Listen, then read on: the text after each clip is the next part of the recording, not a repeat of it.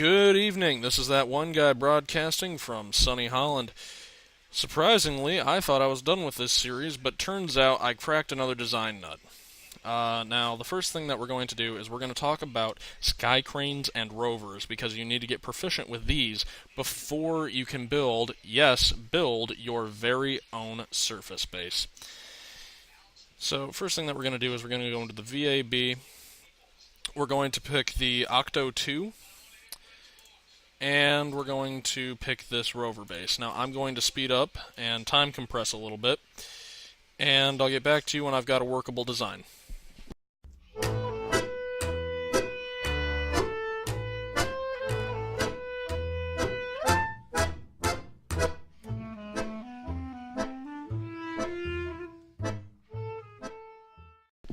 Okay, and we're back. This is a pretty basic rover. It's got some batteries, some solar panels, and a communicaton that I have bound to the action key number 1. So now what we need to do is we need to build up a sky crane on this, as well as a vehicle to get it into orbit. Now, the sky cranes are very simple. The way that I do it is I use the Oscar B tanks, and I also use these, the stacked couplers. I flip them over and put them on top of the command probe. Next, I grab up fuel tanks. Where are you at? I grab up one of these, put that on there.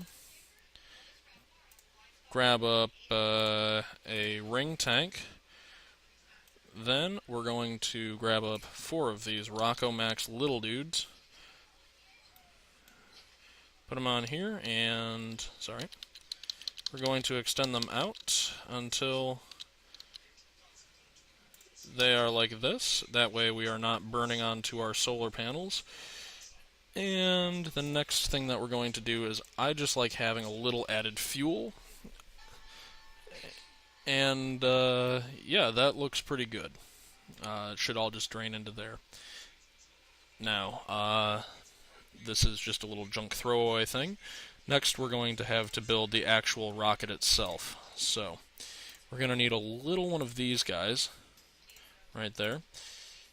Then we're going to do that, and that should be fine. Now, what you want to do to secure the rover to the base plate, you want to put on 2 times radial symmetry, and secure it down to the base plate like so. You do not want to put any struts between the wheels, as that has the potential to break the wheels.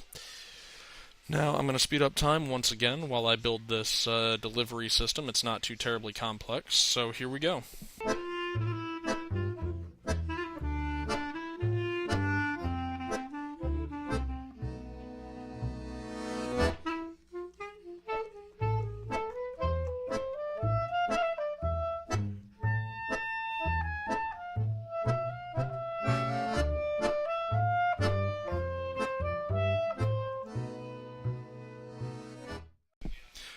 Alright, and we're back.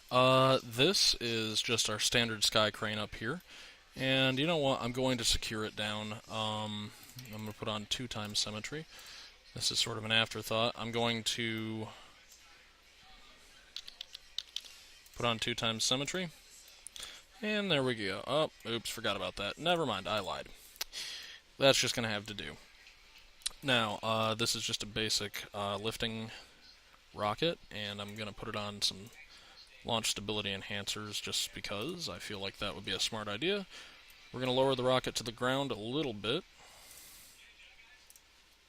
Alright, what do we got here? That's fine. Then we want to drop these at the same time we ignite our first stage. So let's save that up, and let's learn how to use a sky crane.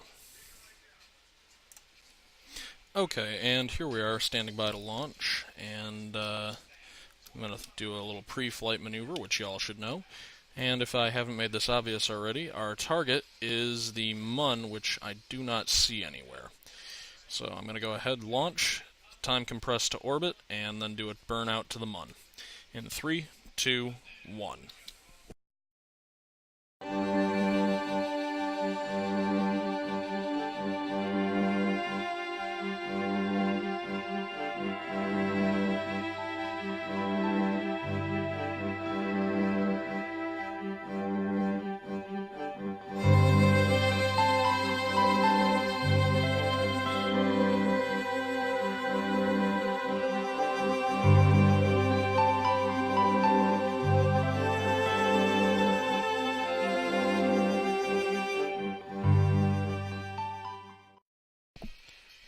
Alright, and now we're just waiting for the Mun to get into proper phase, which will be when I can draw a line between the curve of Kerbin, the Mun, and my spacecraft, where it goes spacecraft, curve, Mun, and then I will start my burn.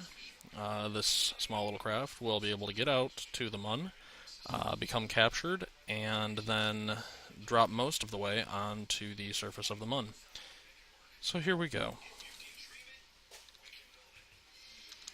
Alright, now we need to align prograde to make the burn out to the Mun.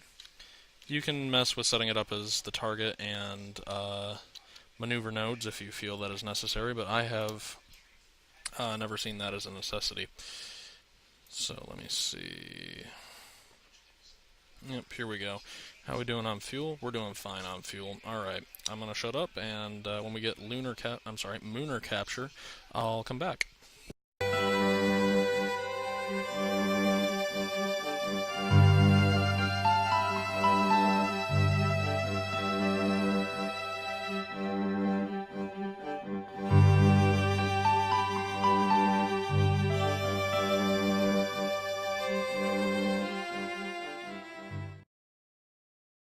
Alright, and now we've been captured and we are in orbit. The next task in front of you is finding a landing zone. I prefer my landing zones to be well in a lit area, as my rover is solar powered. So what we're going to do is I'm going to stop here. I'm going to turn on my RCS, and I'm going to align myself with the retrograde, and I'm going to fire my engines. And let's go ahead and aim for this crater. That looks like an interesting area geologically to explore. So this, you're going to want to run a few of these rover missions first, and I'm going to fiddle with my landing zone by turning north and south. Well, north, south, east, and west. You can actually pinpoint where you're going to come down. I just want to be a little bit farther north, so I'm towards the center of the crater. There we go. Now, what we're going to do is we're going to ignore my buzzing cell phone, and we're going to return to the retrograde vector. And here we go. We're going to come down to the surface of the Mun. We're going to time compress.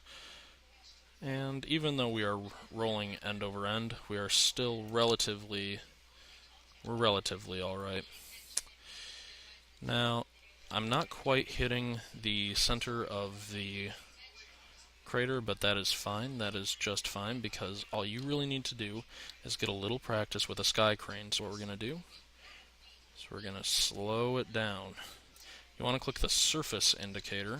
You do that by clicking the orbital speed indicator above the nav ball. You can click it to switch between orbit and surface, and if you have a target selected, you can have it switch between surface, target, and orbit. They're all relative speeds. So what we're going to do is we want the surface velocity to zero out, and then we'll be pretty much right above our landing zone. So what I'm going to do is I'm going to wait for this to the retrograde vector to be pointed straight up, so that our craft's prograde vector is pointed straight down. So here's what we're doing. We're going to go ahead and throttle up all the way.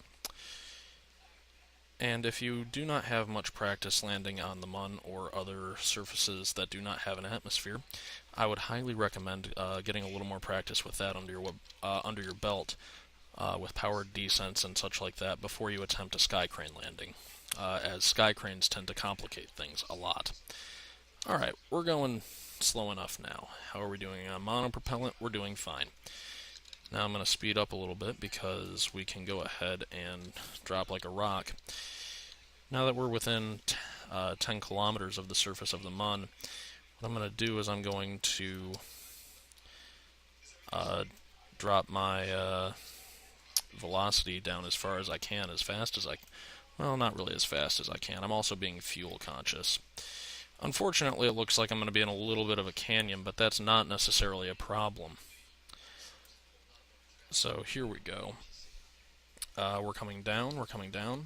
I'm going to ease up on the throttle just a little bit because I would like to reach the surface sometime today and justify my ramblings so that I don't keep just going on and on and on. Now, let's see here. This is coming down pretty nice, 34 meters per second. Now, the reason that we're using this main engine and fuel stack right here is so that we can conserve fuel on this little bitty sky crane. And the fun thing about this sky crane is I'm 90% sure that's all we're going to need, and I've done a few of these types of landings before.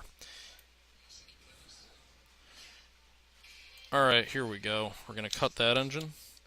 We're going to fire up the sky crane. And as you see, it doesn't take a whole lot, because there's not much to this craft to get it to go the pro grade. I'm sorry, the retrograde. And that crashed below us, no big deal. I never expected it to survive. Now what we're going to do is we're going to just keep tapping the WASD controls in order to keep us coming down straight. And as you see, I'm just sipping fuel here.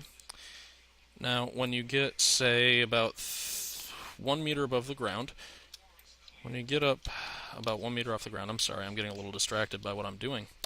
When you get about a meter off the ground, or when your shadow is almost touching itself, so here we go, you're going to want to zero out and hit space to drop your rover on the mun. Now, you might need to WASD a tiny bit and then hit the brakes. Now, you have a rover on the mun. Let's inspect for damage. All 6 wheels should be fine. You should not attempt anything past this until you can land a rover on the mun or any other body. The mun is the easiest to get to consistently without... I need to be sure that that's not going to come back and murder me. But let's go ahead and deploy our antennae. And now you've got a little rover on the mun. Awesome sauce. You can drive around a little bit, and this will greatly expand your lunar exploration. So that's pretty much all I have for this episode. Again, I never really thought that I would be reviving this whole series. And when you get done with your rover, one thing that's probably a good idea is to click on the brakes. I'm not sure if my logo is covering that up, but the brakes is the red button right next to the altitude. I'm sorry, the altimeter and the vertical velocity gauge. This has been That One Guy. I look forward to teaching you how to build your own surface bases. Thanks for watching.